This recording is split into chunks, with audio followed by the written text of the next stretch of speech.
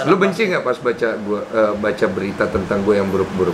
Iya, jadi kebentuk yang gue tahu ya sebagai masyarakat, ini laki siapa sih? Iya banget gitu loh. Iya, bener. Tapi lu percaya nggak? Apa yang tidak membunuhmu itu akan bikin lu kuat. Kalau lu bertahan dan maju di situ, jangan mundur. Sabarlah di dalam penderitaan, karena ketekunan dalam penderitaan hadiahnya adalah buah-buah yang manis. Hidup itu realistis. Jadi lu bisa tahu, oh inilah hidup gua. Dan hidup setiap orang berbeda. Porsi rezekinya pun nggak sama. Terletak di bagaimana kita terima hidup kita, baru kita bisa damai. CPR tanya-tanya, ikutin yuk. Ya, ada yang minta makan, gue lagi duduk, wah, gue kagak tahu dia datang dari mana, dia naik sini, gue bilang, tapi lu ngeong, makan, gue kasih makan, ya kan? Jadi rutin. Tainya di mana-mana, bro. Tokainya di mana-mana. Di depan rumah gue tapi ganggu dong. Iya. Tetangga gue komplain, bro. Betul. Di grup. Itu rumah nomor 11 bau tai kucing. Iya. Gue baca, oh, lu tau gak apa yang gue lakukan? Apa? Mbak, mulai besok selalu cek di depan, kalau ada tai kucingnya langsung dibersihkan. Bukan gue marah-marah ke tetangga gue. Itu lo punya alat. Iya, maksudnya kan itu kan itu bener. Gua ngasih makan, ini kucing, bukan liar. peliharaan gue. Kucing luar ya, ya. Gua akan bisa aja gue bilang, ini kan bukan peliharaan gue, tapi kan gue yang kasih makan. Dia kan datang lagi Iya, ya. dia yang merawat. Gue secara tidak langsung merawatnya. Gila. Kalaupun akhirnya kucing ini ngerusak di sebelah sana, Iya, iya. dan gue yang disalahkan, bro. Iya. Padahal itu kucing jalanan. Gue Iya. tanggung jawab ke sono. Karena gue yang kasih makan. Ini yang bener kan? Ya, Ya, maksud gue gini, win-win solutionnya ada. Iya, karena itu kucing lu yang bawa ke situ. Dia datang ke lu cari makan, lu kasih makan dia. Kan jadi ngundang ya. Ngundang yang lain. Betul. Itu kan ada risikonya. Betul. Makin banyak kucing yang datang. Benar. Pasti ganggu orang, bro. Iya. Siap nggak jalani resikonya? Konsekuensinya. Kalau rezekinya mau dong, katanya kucing bawa rezeki. Iya. Tapi konsekuensinya mau nggak? Gua lihat tuh nggak tahu. Oleh karena itu sebagai manusia, rezekinya mau, katanya kucing bawa rezeki. Iya. Boleh konsekuensinya juga diikutkan di dalam. Iya, iya. Kalau ya benar, gue setuju. Jadi maksudnya gini, di sini nih nggak ada yang nggak suka. Kita cinta binatang tuh seneng gitu. Tapi maksudnya, oke, punya hobi silakan. Tapi gimana caranya supaya win-win solusi ini? Jangan penyakitnya, kotorannya, cakar baret-baret ke kendaraannya kena orang lain yang tidak tahu menahu soal itu. Iya, makanya kalau kayak gitu kucing yang memang dipelihara oleh pemilik, pertama dikasih tanda. Iya. Kedua, jangan dibiarkan bebas. Betul. Tidak di bawah pengawasan. Ya. Iya kan? Betul. Nah, sekarang juga sulit juga untuk lu membuktikan kalau itu kucing dia, kalau merusak motor lu, kalau dibaret. Lu mau visum kukunya.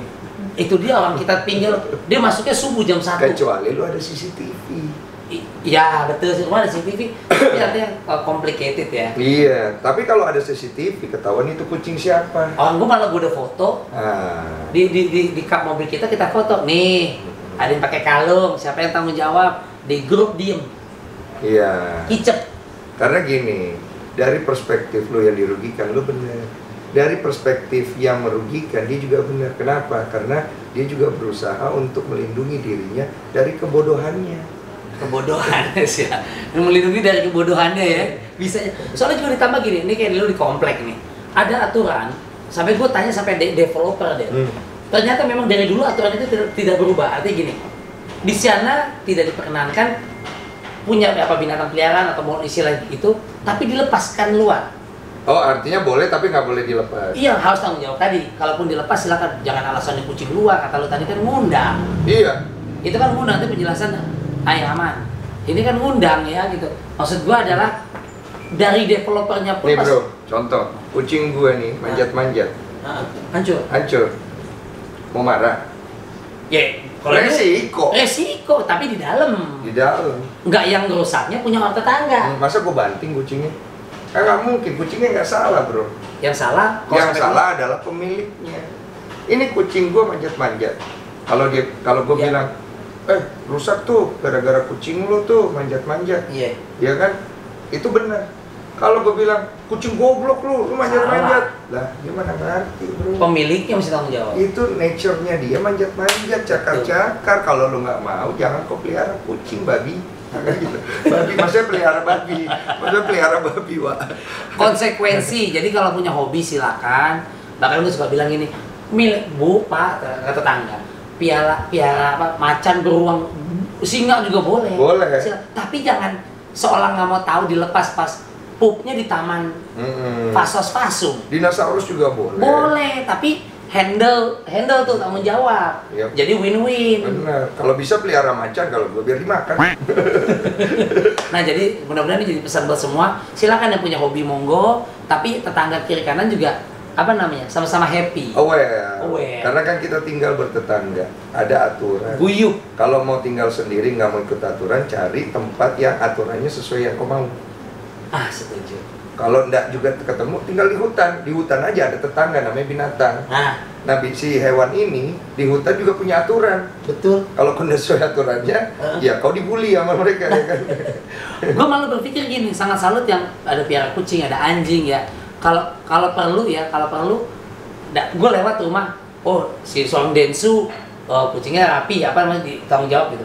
Gue dengan senang hati, gue beli makanan kucingnya. Iya. Pak De, ini ada makanan. Kamu mau kucing?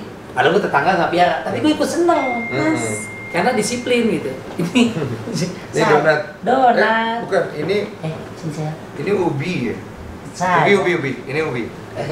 Ubi ini yang paling suka gigit tangan. Gigit tangan. Dan dia nggak suka ngeong. Ngeong ya. Nggak suka dia. Ini kita ngebahas memang sisi lain dari seorang Denny Sumargo, gengs ya. Jadi yang selama ini tahu, terutama anak basket, hobinya main cupang, behind the scene ya. Itu cute banget. Ya Allah, cupang. Dan kucing itu bisa merasakan, bukan mengerti secara manusiawi, bukan. Merasakan. Dia merasakan. Banyak yang bilang cat lover kemarin, gue ngobrol sama cat lover. Kucing itu bisa mengerti apa yang lo omongin, enggak? Kucing itu bisa merasakan apa yang lo sampaikan.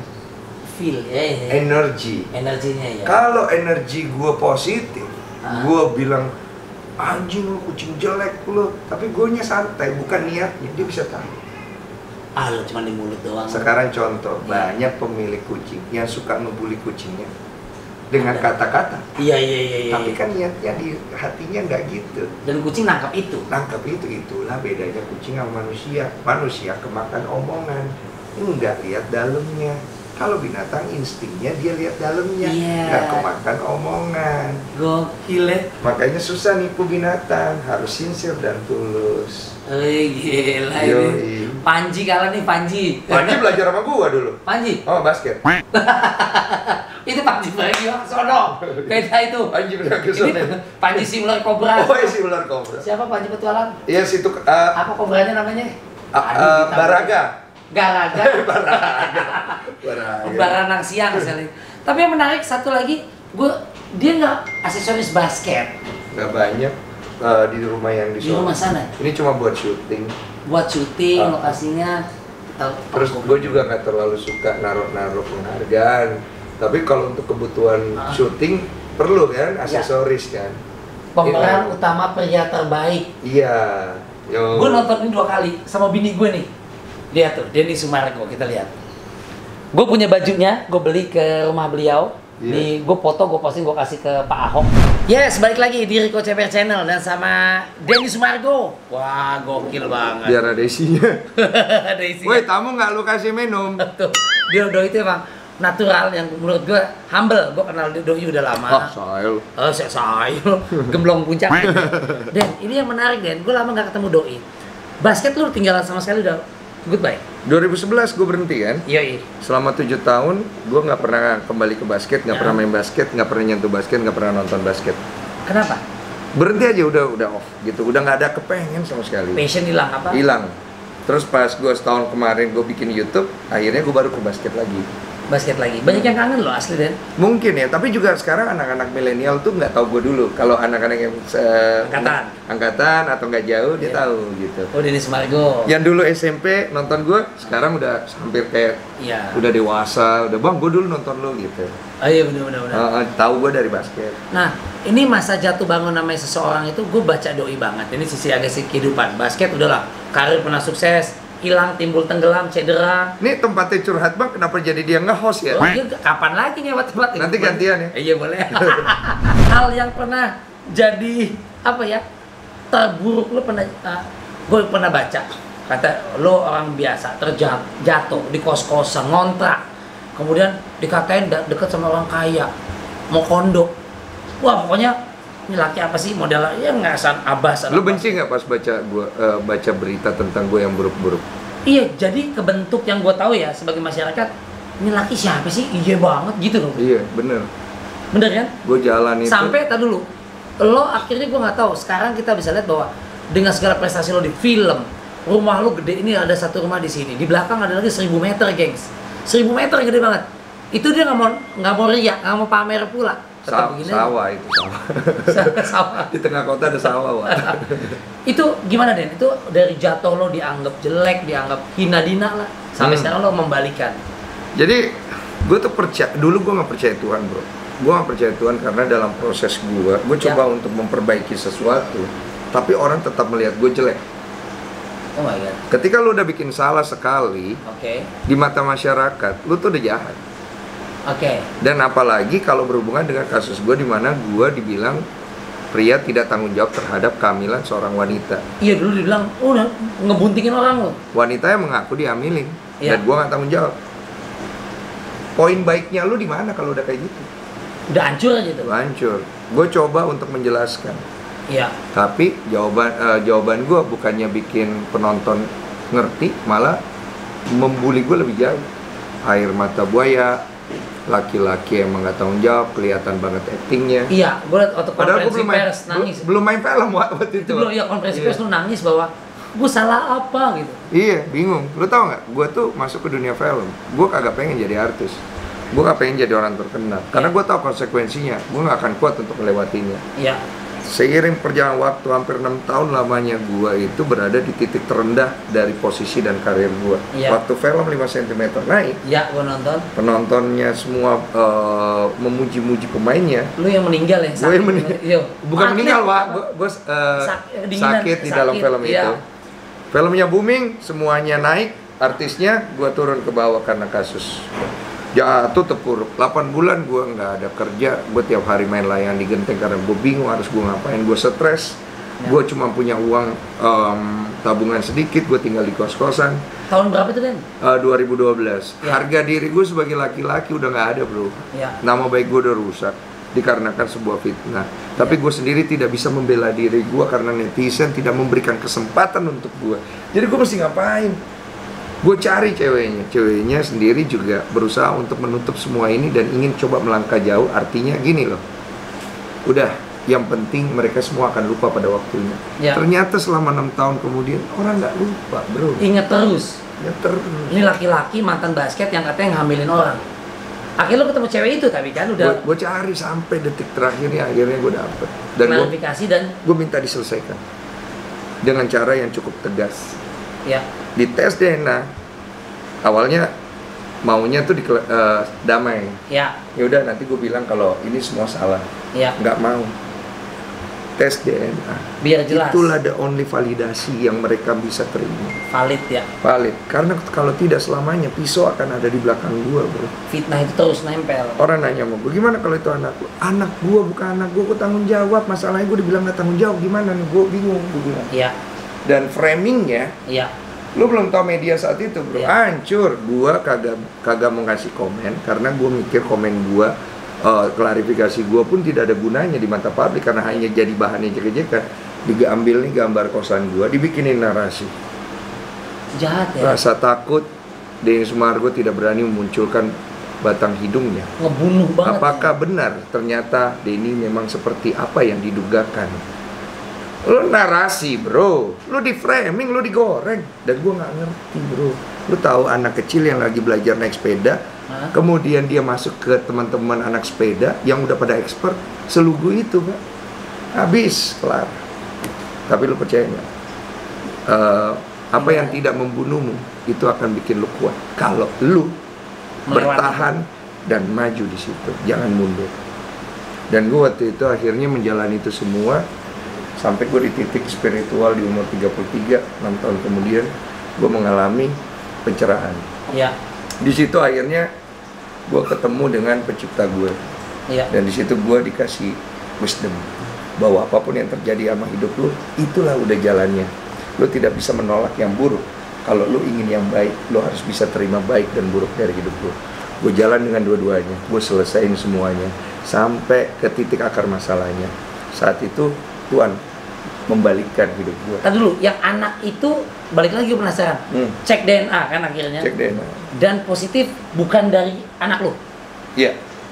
Jadi ada laki-laki lain.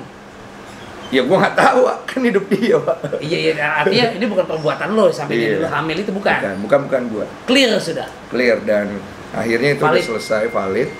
Terus gue punya problem adalah gue belum nikah. Iya.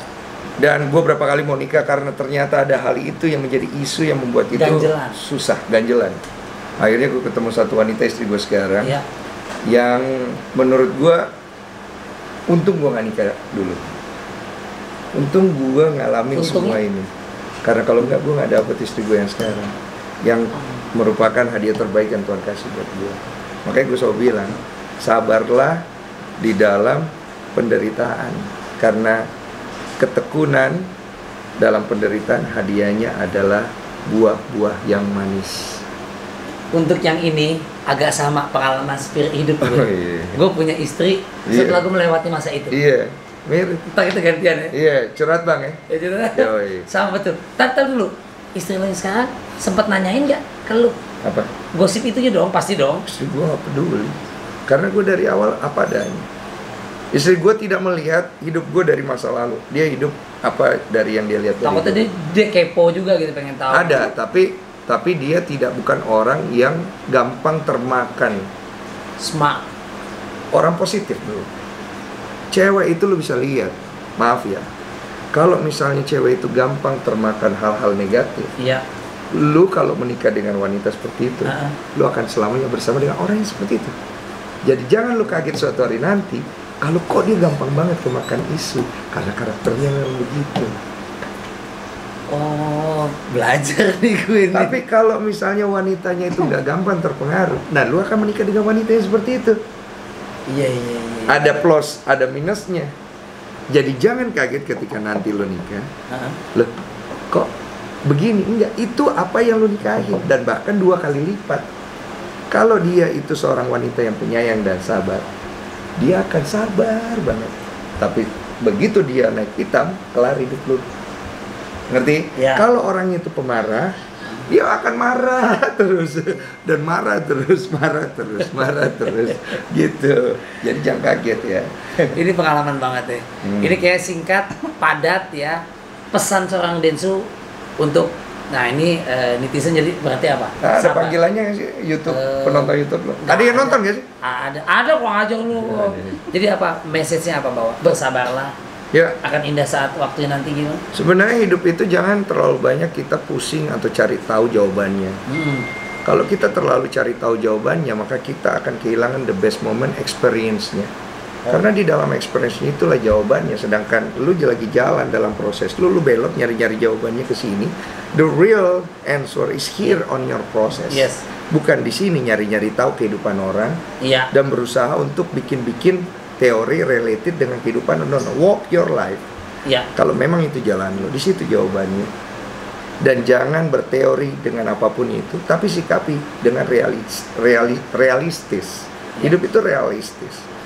Jadi lu bisa tahu, oh inilah hidup gua. Dan hidup setiap orang berbeda. Porsi rezekinya pun nggak sama. Terletak di bagaimana kita terima hidup kita, baru kita bisa damai. Ini lu lagi nggak baca skenario kan, yang lu apalin kan? Ada matador nggak? Itu pengalaman kan gitu, lu juga gitu. Iya. Karena semakin lu lari dan mencari jawaban di tempat lain, semakin jauh lu dari jawaban aslinya kan. Iya sih. Kan jawabannya di sini, di proses ini. Sedangkan lu nyari-nyari di sini. Makanya gue bilang hidup kan gak usah terlalu banyak mikir sebenarnya. Baru kali ini isinya daging semua nih gue. Gila itu. Bener, kayak orang bener. Kayak orang bener bro. Biasanya habis hujan ada pelangi. Iya. Jadi kalau air mata kalian banyak jatuh karena sedih, karena kalian tidak mau nyakitin orang lain, dan kalian yang mau terima sedih, kalian orang hebat. Karena sedikit orang yang punya hati yang besar. Densu, terima kasih banyak pencerahan hari ini dan waktunya.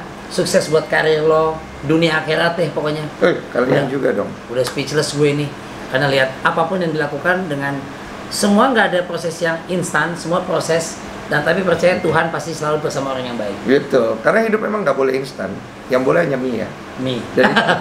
Dan segala sesuatu yang instan kalau dimakan terus tiap hari kurang baik. Iya. Abis ini gue pengen minta untuk narasumber gue cewek-cewek seksi. Oke. Gue ikut. Lu biangnya ya gitu. Terima kasih Densu, sukses buat lo.